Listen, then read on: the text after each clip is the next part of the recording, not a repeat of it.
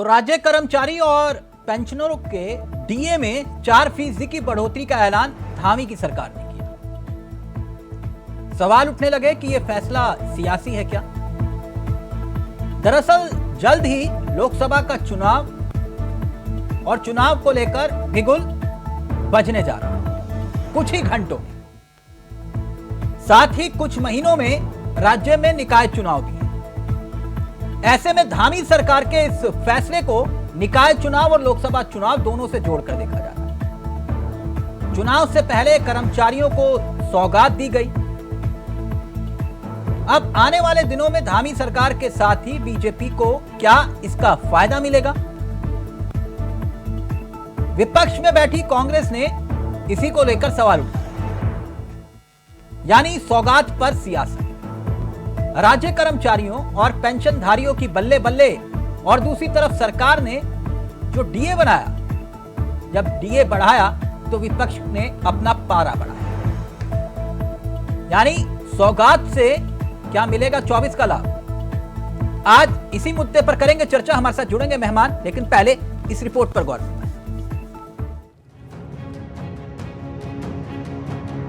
चौखट पर खड़े लोकसभा चुनाव से पहले क्या धामी सरकार ने सौगात के जरिए सियासी पैगाम भेजा है? मसला सीधे तौर पर जुड़ा उन कर्मचारियों से जो आवाम के भीतर सियासी संदेश भी देंगे।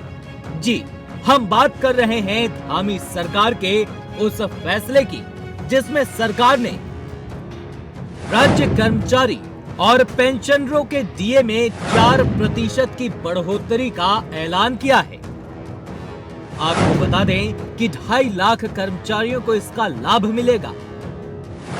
इतना ही नहीं, वहीं बेरोजगार युवाओं के लिए पीसीएस के 189 पदों का भर्ती विज्ञप्ति जारी करने का फैसला भी धामी सरकार ने लिया है। साथ ही धामी सरकार ने राज्य में वन पंचायत संशोधन नियमावली पर भी मुहर लगाकर सीधे तौर पर ग्राम पंचायत को बड़ा अधिकार देने का काम किया। धामी सरकार ने 9 सदस्यीय वन पंचायत समिति का गठन किया है। ऐसे में चुनाव से पहले कैबिनेट के लिए गए फैसले विपक्ष की आंखों में अखड़ रहे हैं। सवाल सरकार की सियासी सोच पर उठाए जा रहे हैं।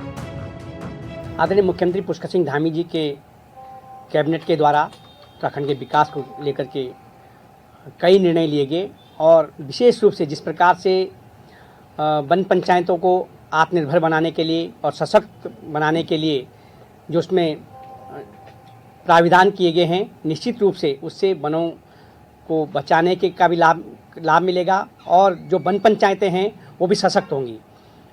जो पुराने ब्रिटिश काल के कानून था उसको खत्म करने का काम किया गया है। चुनाव से पहले मंत्रिमंडल की बैठकें हो रही हैं, उसमें जो भी निर्णय सरकार ले रही है तो जनता जानती है कि चुनाव से पहले जो लॉलीपॉप देने के प्रयास हो रहे हैं। 7 साल से प्रचंड बहुमत वाली सरकार है। आपने जो घोषणाएं की 7 सालों में कितनी धरातल पे उतरी। प्रधानमंत्री मोदी खुद ही जब कुमाऊं दौरे पे आए थे पिछले वाले 22,000 करोड़ रुपए की परियोजनाओं की घोषणा उन्होंने की। कहाँ है वो 22,000 करोड़ रुपए की परियोजनाएं? 22 करोड़ रुपए की परियोजनाएं धरातल पे नहीं उतरी।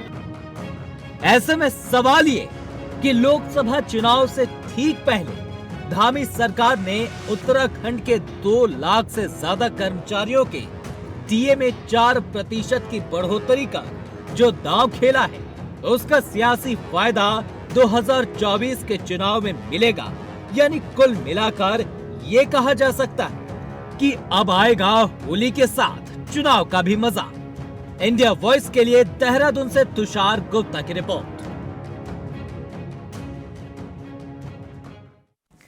तो सौगात पर सियासत क्यों, सीधा रुख कर रहे हैं मेहमानों की तरफ। कुंवर जुपेंद्र हमारे साथ जुड़े हुए हैं, बीजेपी के चेहरे हैं। हमारे साथ शीशपाल जी जुड़े हुए हैं, कांग्रेस के चेहरे हैं। और हेमा भंडारी जी हमारे साथ जुड़ी हुई हैं, जो आम आदमी पार्टी का चेहरा है। मसला छोटा नहीं है शीशपाल जी, सीधा सा फॉर्मूला है।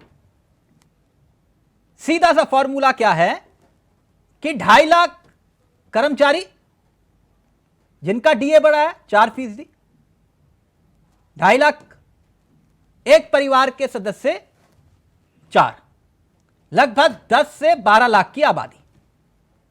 सीधा सा गणित है। नहीं कुंवर साहब, चुनाव आया तो बेरोजगार भी याद आ गए, चुनाव आया तो राज्य कर्मचारियों की याद भी आ गई। नहीं कुंवर साहब? तिलक जी, इसमें चुनाव अब अपने समय पे आ रहा है तो क्या कर्मचारियों की मांगे नहीं मानी जानी चाहिए? या कोई सरकार ने संविधान के मर्यादाओं का उल्लंघन करते हुए कोई काम कर दिया? जो संवैधानिक अधिकार सरकारों को हैं, कल तक तो यही विपक्ष हो हल्ला मचा रहा था, आप इनकी मांग नहीं मांग रहे हो, आप इनकी नहीं मांग रहे हो, इनकी नहीं मांग रहे हो। आज सबकी मांगे मानी जा रही हैं और कैबिनेट की बैठक में चीजें तय हो गई। और अगर वो राज्य के कर्मचारी हैं या राज्य हित में निर्णय लिए जा रहे हैं तो इससे राजनीति से नहीं, मसला ये नहीं कुंवर साहब, मसला ये है कि ये जो आपका दिल पसीजता है वो चुनाव से ठीक एंड पहले क्यों पसीजता है? ये हमारा दिल नहीं पसीजता है, ये एक संवैधानिक प्रक्रिया है कि डेफिनेटली कि अब जब फिर आचार संहिता लग जाएगी उसके बाद वो चीजें रुक जाती हैं। तो ये निरंतर पिछले 1.5-2 सालों से आप देखेंगे तो निर्णय तो होते आ रहे हैं। कोई निर्णय पहले आता है, कोई थोड़ा सा देर से आ जाता है। तो ये निर्णय जो थोड़े पहले आने थे ये थोड़ा देर से हुए हैं, थोड़ा देर से हो हल्ला क्यों? खैर, मैं बधाई देना भूल गया आपको, वो पेट्रोल डीजल के दाम कम हुए 2 रुपए। धन्यवाद आपका, बहुत बहुत धन्यवाद तिलक जी। लेकिन आपको बधाई क्यों? आपके तो हाथ में नहीं था पेट्रोल डीजल के दाम। तो अब आपने दे दी बधाई और हमने ले ली। अच्छा, मुझे लगा कि तो आपके हाथ में है पेट्रोल डीजल के दाम। भाई आपने बधाई दी और हमने आपकी नहीं कुंवर साहब, मैं पूछ रहा हूं, आपके हाथ में है पेट्रोल डीजल के दाम? सरकार के हाथ में है और सरकार ने कम। नहीं, वही सरकार की बात कर रहा हूं। आप मतलब सरकार है ना, बीजेपी मतलब सरकार, तो सरकार के हाथ में है पेट्रोल डीजल के दाम कम करना। देखिए, अंतरराष्ट्रीय रेट के अकॉर्डिंग समय समय पर चीजें बढ़ती भी हैं, कम सर, भी होती पिछले हैं। 1.5 साल तो से अंतरराष्ट्रीय बाजार में सबसे कम, मालूम है ना कितने कम पर 1.5 साल से चल रहा है मामला। चलिए हम दे रहा है दुरुस्त है इसमें। नहीं, यहाँ दे रहा है दुरुस्त है सर। 100 रुपए है, आपने सिलेंडर के दाम भी कम कर दिए। हेमा जी कह रही है कि 450 वाला हमें मिल जाता तो मजा आ जाता। जहां पे आप चुनाव थे वहां 450 रुपए का दे रहे थे, है ना सर? और ऐसे ही आपने कहा कि भैया सीएनजी के दाम भी कम कर दो। ठीक, मतलब चुनाव से पहले दिल पसीजता है कुंवर साहब आप लोगों का। खैर, शीशपाल जी, आप क्यों अपना पारा बढ़ा रहे हैं? वहां डीए बढ़ा है, आप पारा बढ़ा रहे हो अपना। आपको तो खुश होना चाहिए। तिलक जी, मैं तो बहुत खुश हूँ। अगर मेरे प्रदेश के कर्मचारियों को कोई लाभ होता है तो मुझे इससे क्या दिक्कत है। लेकिन मेरी परेशानी ये है कि 4% डीए, ये तो कर्मचारियों का अधिकार है और वो इसके लिए लंबी लड़ाई लड़ रहे थे।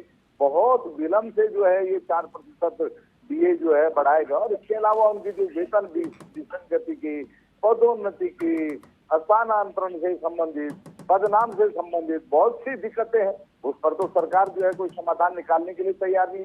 और सबसे बड़ी जो कर्मचारियों की मांग है ओपीएस की, वो लगातार उसके लिए सड़क पर उतर रहे हैं। वो दिल्ली हो चाहे देहरादून हो। नहीं, ओपीएस की कमिटमेंट कब किया है? ना, एक मिनट क्लियर, ना बीच मेरे साथ नहीं, एक मिनट। ओपीएस की कमिटमेंट कहाँ की है धामी सरकार ने? अगर थोड़ी सी आवाज बढ़ा पाए प्लीज। मैंने कहा शीशपाल जी, कहाँ कमिटमेंट की है धामी सरकार ने ओपीएस की? नहीं, मैं यही कह रहा हूँ कि ओपीएस की मांग है कर्मचारियों की, वो आप नहीं सुन रहे हैं। हाँ। आप उनकी वेतन विसंगति की मांगों को नहीं सुन रहे हैं। पदोन्नति की उनकी समस्याएं हैं, उनके जो नहीं, आप ये कैसे सिद्ध कर सकते हैं कि ये चुनावी लॉलीपॉप है? नहीं, 38 से 42% हुआ अगर महंगाई भत्ता, तो फिर इसमें चुनावी लॉलीपॉप वाला मसला कहाँ से आया? आप तिलक जी देखिए ना, कर्मचारी डीए को कब से बढ़ाने की मांग कर रहे थे। 7 साल से इनकी सरकार है, बहुप्रतीक्षित मांग, और वो भी चुनाव के एन मुहाने पर आपने पूरी की है। ठीक, कुंवर साहब कर्मचारी भी उसकी हकीकत जानते हैं। कर्मचारियों की अगर समुचित मांगों पर इन्होंने कोई कार्रवाई की होती, ओपीएस नहीं, मसला यहाँ शीशपाल जी देखिए, आप हो नहीं, आप हो या फिर कुंवर साहब हो, जहां मसला सियासी फायदे का हो या फिर आर्थिक लाभ का हो, तो फिर बीजेपी कांग्रेस कोई नहीं देखता। मेरी बात समझ रहे हो सर? अब हो सकता है कि जो 5 किलो राशन वाला मसला है वो आप भी लेते हो। देखिए, अब ये थोड़ा ना कहते हो कि मोदी सरकार ने ऐलान किया था मैं नहीं लूंगा, मैं कांग्रेसी हूं। नहीं नहीं नहीं नहीं, आप मेरे से पूछ रहे तिलक जी? हाँ, आप भी लेते हो 5 किलो राशन की? नहीं नहीं नहीं तिलक जी, देखिए खाद्यान्न गारंटी बिल कौन सरकार लेके आई? ये तो यूपी 2 लेके गया सर, है। मैंने तो कहा और कि ये उससे चांद भी जो पहले- दिखाई दे रहा है वो उससे आप ही की पहले- बदौलत है। मैंने आपसे सिर्फ इतना ही लाभ पूछा था। खैर, कुंवर साहब जल्दी से जवाब दीजिए, और हेमा जी फिर आ रहा हूं आपके पास। बिल्कुल, ये जो चांद सूरज है ना, ये सब इन्हीं की बदौलत है। हमारा काम तो केवल उनका लाभ प्लीज जनता अगर हो को पाए तो मिलता आवाज तेज रहे, कर दीजिएगा जी। उनका लाभ जनता को मिलता रहे, जनता उनके लाभों से महरूम ना रहे, तो वो निश्चित तौर पर भारतीय जनता पार्टी की सरकार काम कर रही है। चाहे वो आम उत्तराखंड वासी के अधिकारों की बात हो, उनके हक के फैसले हो, कर्मचारियों के हक के फैसले हो। हमारे शिषपाल जी नाक अपना ब्लड प्रेशर बढ़ा रहे हैं। भाई माना आप चाहते थे निर्णय पहले हो जाए, थोड़ा लेट हुए, उसके लिए हम माफी चाहते हैं। बहुत से निर्णय ऐसे हैं जो और प्रदेशवासियों के हित में होने हैं, उसके लिए भी हम माफी चाहते हैं कि थोड़ा सा लेट हो गए, लेकिन वो हो रहे हैं। तो आप अपना ब्लड प्रेशर संयमित रखें, चिंता ना करें। भारतीय जनता पार्टी की सरकार प्रदेश वहाँ डीए हितैषी बढ़ रहा है, जनता यहाँ के का बीपी हितैषी बढ़ रहा है। सरकार है, शिषपाल जी वो जवाब काम प्लीज कर रही जल्दी है। से, फिर आ रहा हूँ हेमा जी। देखिए तिलक जी, कर्मचारियों की जो भी मांगे हैं हम लोग हमेशा से उनको मुखरता से उठाते रहे, और मैं भी सरकार से कह रहा हूँ कि उनकी ओपीएस की मांग है, वेतन विसंगति की मांग है, उनके पदोन्नति की मांगे हैं, उनके पदनाम और स्थानांतरण की जो समस्याएं हैं, उसका भी सरकार को गंभीरता से समाधान निकालना चाहिए। और केवल चुनाव देख करके ही आप जो है एक्शन में आते हैं। आपको तो हमेशा एक्शन में रहना चाहिए भाई, इसीलिए बड़ी उम्मीदों से जनता ने आपको वोट दिया और सत्ता सौंपी कि आप जो है डबल इंजन का लाभ राज्य को देंगे। लेकिन आपका डबल इंजन उत्तराखंड की धरती पर उतरने का नाम ही नहीं ले रहा। लगातार जो है हमारे कर्मचारी हो, चाहे हमारे बेरोजगार नौजवान हो, चाहे हमारी मातृशक्ति हो, आपकी जो है जन विरोधी नीतियों का दंश झेलने के लिए मजबूर है। कम से कम जो है एक जनता मिनट का शिषपाल, दर्द अगर आप चुनाव के एक मिनट, किसी बड़े आदमी ने कहा है, तू कहे किताबन देखी, मैं कहूं आखन देखी, कहा है ना। मैं तो सीधा प्रैक्टिकल बात करता हूं हेमा जी। प्रैक्टिकल बात इतनी है शिषपाल जी, चौखट पर चुनाव है, कुछ ही घंटे के बाद चुनाव का ऐलान होने वाला है। ठीक, बेरोजगार परेशान, महिलाएं परेशान, युवा परेशान, उत्तराखंड का बच्चा बच्चा परेशान आपके मुताबिक। ठीक, यानी 5 लाख से ज्यादा वोटों से आप जीतेंगे 5 सीटों पर। जब सभी परेशान है, जो परेशान है, तो वो वोट तो आप ही को देगा ना। मेरी बात समझ रहे हैं सर? तो ये तय हो जाएगा कि आपके वादों पर जनता ने यकीन किया या उनके वादों पर। ये तो पैमाना लोकतंत्र में वही है। अभी एक मिनट हेमा जी, हेमा जी आप किस तरह से देखते हैं इस फैसले को जो सरकार ने लिया? और हाँ, बेरोजगार युवाओं के लिए भी दिल धड़का है। पीसीएस भर्ती में पदों की भर्ती के लिए विज्ञप्ति जारी होगी।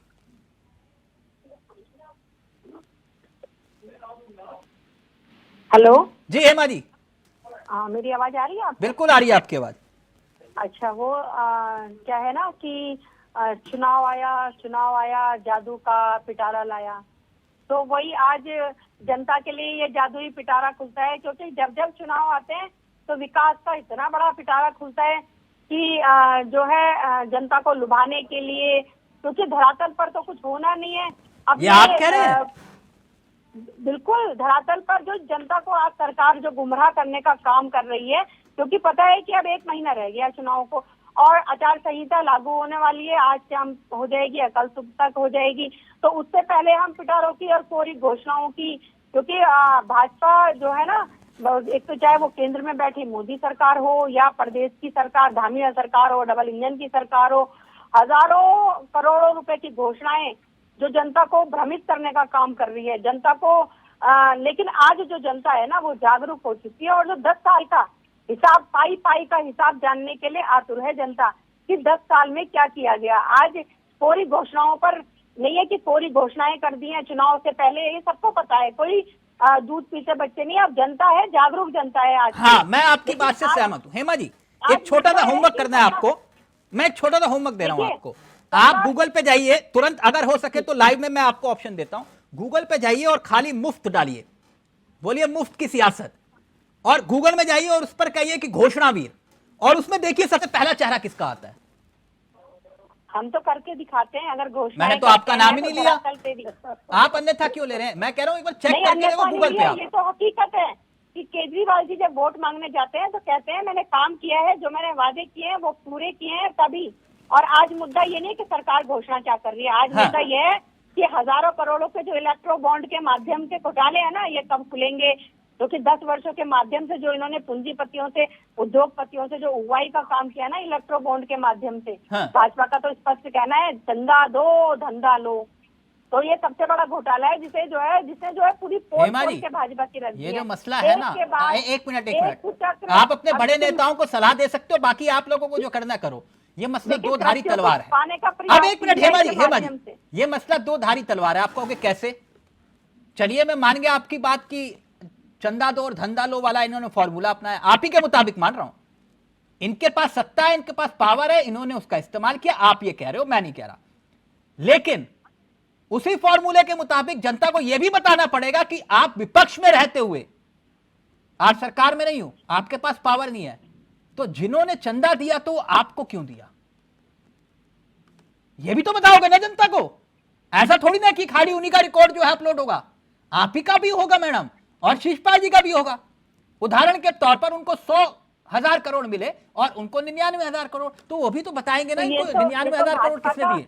भाजपा का वो था इलेक्ट्रो बॉन्ड लाने का, ये तो भाजपा का था कि किस तरह से। मैं तो सिर्फ आप ही की बात कह रहा हूं। खैर आज वो मसला नहीं है, आज वो मसला नहीं है। एक मिनट जो बात सवाल उठाया हेमा जी ने, कहा कि ये सिर्फ कोरी अफवाहें हैं, घोषणाएं हैं और धरातल पर कुछ नहीं होगा। कुंवर साहब उसका जवाब दीजिए, फिर शिषपाल जी आ रहा हूं आपके पास।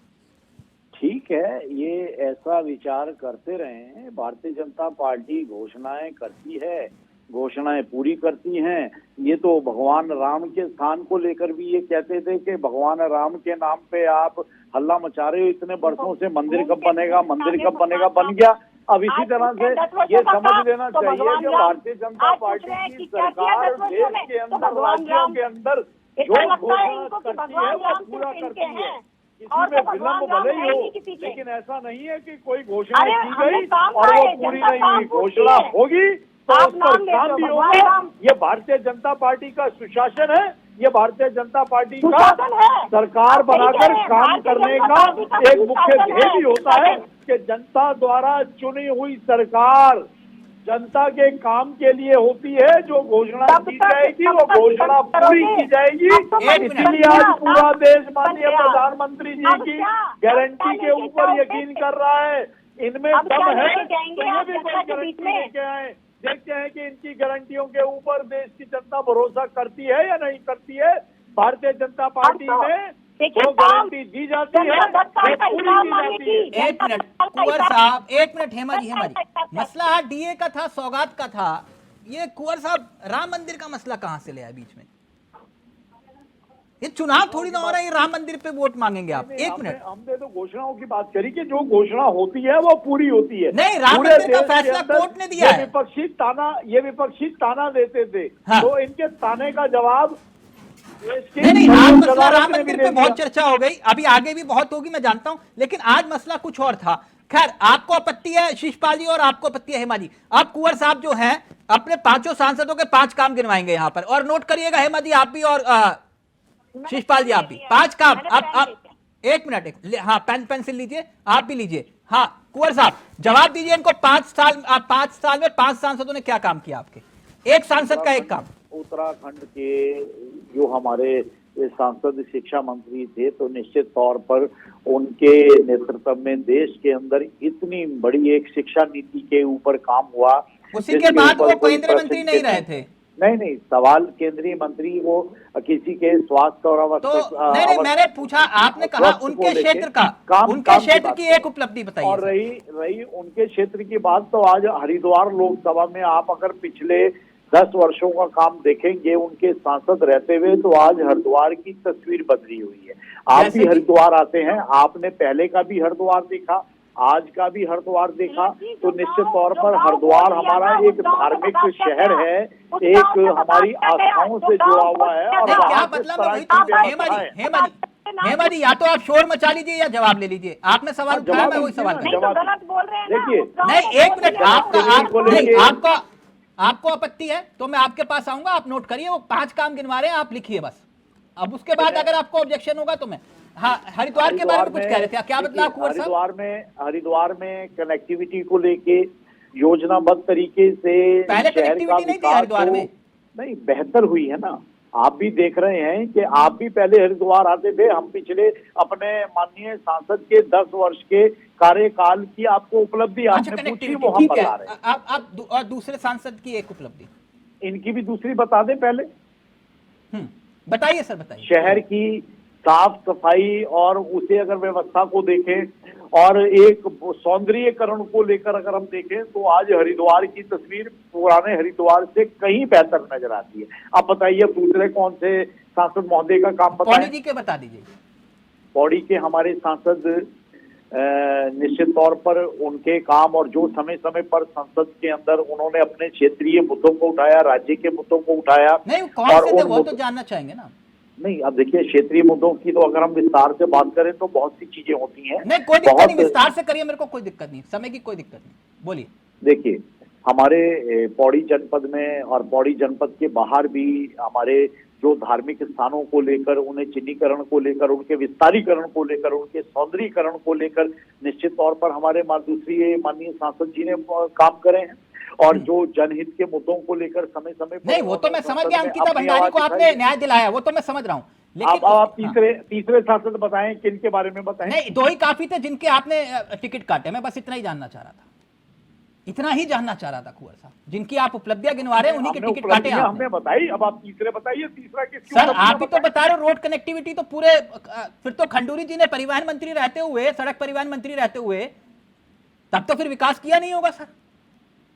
खंडूरी जी सड़क परिवहन मंत्री थे, लेकिन आपने एक संसदीय कार्य क्षेत्र के अंदर, शहर के सर, अंदर जिनकी आपने दोनों की उपलब्धि गिनाई, उन्हीं दोनों के आपने टिकट काटे हैं, उन्हीं दोनों नेताओं के आपने टिकट काटे हैं सर, जिनकी आप उपलब्धि गिनवा रहे हो।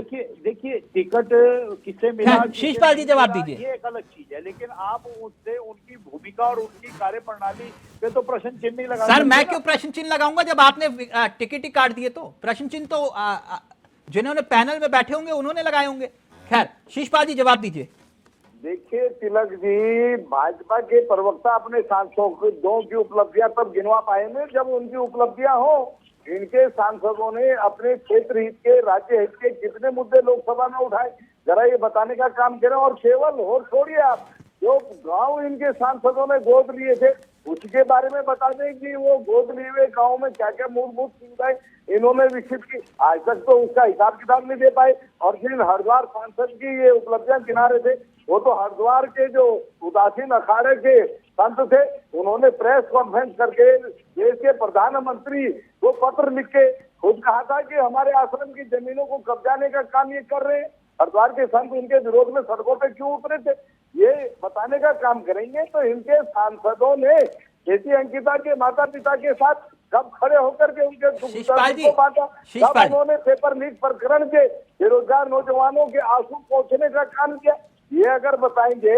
उत्तराखंड में 21-22 में जो है 872 बेटियों के साथ रेप होता है, 22-23 में 907 बेटियों के साथ रेप होता है। उन मुद्दों अच्छी बात है, ये मुद्दे उठाइए, सब मुद्दे उठाइए, विपक्ष को उठाने चाहिए। लेकिन कुल मिला के जो आपने कहा ना कि सदन के भीतर कितने सवाल उठाए, सदन के भीतर मेरे जहन में एक छवि आ गई, मालूम है किसकी? नाराज तो नहीं होंगे, नाम लूं? नहीं बिल्कुल तिलक जी, आपको पूरा अधिकार है। आपको मेरे जहन में राज बब्बर जी की छवि आ गई जी। मालूम है किसने राज्यसभा भेजा था, कहां से भेजा था? देखिए तिलक जी, नहीं मालूम है तो बताओ, मैं तुम्हें यहाँ नाम लूं। नहीं देखिए, राज बब्बर जी हमारे सम्मानित जो है राज्यसभा सांसद रहे हैं और उन्होंने अपने कार्यकाल में जो भी उनके पास गया कभी उन्होंने खाली हाथ उसको ऑन रिकॉर्ड आप आंकड़ा रखिए, मैं सार्वजनिक रूप से माफी मांगूंगा आपसे। उत्तराखंड के संदर्भ को लेकर आखिरकार कितने प्रश्न उठाए थे? मैं पूरा डाटा लेके आता, डाटा लेकर आइएगा सर। तो ये मत बोलिए कि भाई हाँ दिल चीर कर देखो। सांसदों ने मुखरता से राज्य हित के मुद्दे हमें से उठाए और इनके सांसदों शीशपाल जी अगर इतना ज्यादा त्राहिमाम है तो आपके दिग्गज सांसदों, आपके दिग्गज नेताओं का चुनाव ना लड़ना का ऐलान करना है ना? नहीं, आप जैसे कार्यकर्ताओं के मनोबल पर असर डालता है। नहीं, मुझे जवाब देने दीजिए तिलक जी। देखिए, भाजपा के प्रवक्ता से आप ये भी पूछिए ना कि अग्निपथ योजना को लेकर के राज्य में भारी विरोध है। राज्य के नौजवान अग्निपथ सर, योजना सारे का मुद्दे विरोध कर मुझे रहे से हैं। उठाओ, खुद इन्होंने भी कुछ कब उठाओ। जो है उस योजना का लोकसभा में खड़े होकर के विरोध आपके किया दिग्गज कि चुनाव आप लड़ने से इसको मना जो कर रहे हैं है सर। पांचवां आप धाम हरिद्वार में दैनिक उलझे धाम हुए हैं। कहते हैं। और आप भी- हरिद्वार में आप उलझे उसके हुए हैं, अवधारणा नैनीताल पर में उलझे हमला हुए हैं। कर रहे हैं। आपके आप उस पर दिग्गज हमला चुनाव कर लड़ने से मना कर रहे हैं। और हमारे कोई भी नेता जो भी आदरणीय सोनिया गांधी जी का, आदरणीय खड़गे जी का आदेश होगा उसको सिरोधार्य हेमा जी, करेंगे। फाइनल कमेंट आपका। निश्चित तौर पर हेमा जी, कांग्रेस पार्टी में लीडरशिप की कमी नहीं है। मैं ये लंबी कह रहा हूं कि लीडरशिप चुनाव नजदीक है ना, निश्चित तौर पर जनता हम तय जो कर है देगी कि भाजपा नहीं? को हराने का काम करेंगे। आप लोगों ने तो खैर चुनाव लड़ना नहीं है, मतलब लड़वाना ही है ना, लड़ना तो है नहीं। नहीं, हमने अभी उधम सिंह नगर की मांग की है एक सीट की। कहाँ से? इंडिया अलायंस गठबंधन के तहत हमने जो है उधम सिंह नगर से? हाँ जी, संगठन है आपका? बिल्कुल। वहाँ पर देखिए हमें कितने बूथ हैं वहाँ? सबसे ज्यादा मिला था। नहीं, मिला कितना था? कितने बूथ है मालूम है आपको वहां? नहीं ना? नहीं, चुनाव वहाँ पर संगठन से हमारे लड़ा जाता है प्रत्याशी मैडम, हैं। हवा में नहीं लड़ा जाता। नहीं, हमारे प्रत्याशी हैं जो बिल्कुल पूरी तरह मजबूत हैं। हाँ, नाम और बताइए कि कहाँ किसकी डिमांड कर दी? हमारे प्रत्याशी हैं वहाँ पर। मैडम बाजवा जी नाम जिन्होंने- बता दीजिए, मैं शीशपाल जी भी सुनना चाहेंगे। कौन है बिल्कुल, वो? बाजवा जी हैं हमारे। बाजवा जी? उन्होंने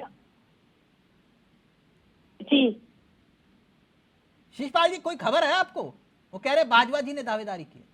देखिए तिलक जी, आम आदमी पार्टी इंडिया गठबंधन का महत्वपूर्ण हिस्सा है और सीटों के बंटवारे पर जो भी फैसला है वो केंद्रीय नेतृत्व को लेना और वो हो चुका है। इंडिया गठबंधन पांचों आप ही लड़ रहे हो ना? सीटों का नहीं, आप भ्रम फैला रहे हैं हेमा जी।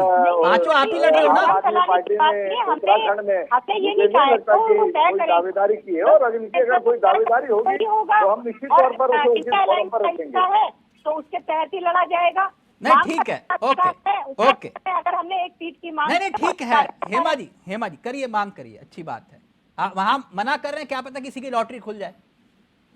कह रहे बड़े बड़े दिग्गज कि हम ना लड़ेंगे, अभी नहीं लड़ेंगे, बाद में देखेंगे। तो क्या पता आपके यहाँ किसी की लॉटरी खुल जाए, कोशिश करने में क्या जाता है। लेकिन कुंवर साहब, चलते चलते जनता पूछना चाह रही है आपसे कि भाई आपने पेट्रोल डीजल के दाम, गैस सिलेंडर के दाम, सीएनजी के दाम, अब नेक्स्ट क्या सोचा है, किसके दाम कम करने वाले हैं? डेफिनेटली सरकार के सामने जब भी कोई मांग या समस्या आती है तो सरकार उसका हल करने की तरफ आगे बढ़ती है। तो जो भी जनता की मांग होगी या ओपीएस की मांग कर रहे हैं कर्मचारी, या उनको देंगे ओपीएस, ओल्ड पेंशन स्कीम में भी वो भी लागू हो सकती है समय के साथ साथ। पक्का? ये तो नीतियों की बात है। नहीं, ओपीएस लागू करेंगे आप? ये तो समय के गर्भ में है ना। क्या नहीं, समय के गर्भ में तो बहुत कुछ है। क्या हो सकती मतलब बतौर बीजेपी प्रवक्ता आप ये कह रहे हैं ओपीएस लागू करेंगे आप राज्य में? समय का कुछ नहीं पता होता। सर, मैंने सीधा सवाल पूछा, ओपीएस लागू करेंगे आप?